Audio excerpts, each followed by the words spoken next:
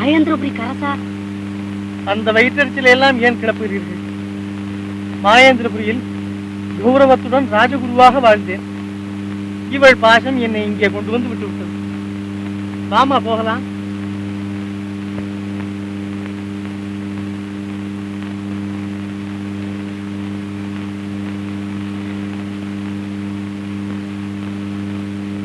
நீங்க ராஜகுரு, பொண்ணு பகவதி, ஊரோ மாயேந்திரபுரி. உங்ககிட்ட சொல்லலாமோ கூடாதோ? தேவ ரகசியம். இவ யார நினைச்சு இப்படி பித்து பிடிச்சிருக்கான்னு எனக்கு தெரியும். ஆசையுள்ள தூரையே யாரிடம் தூது சொல்வேன்?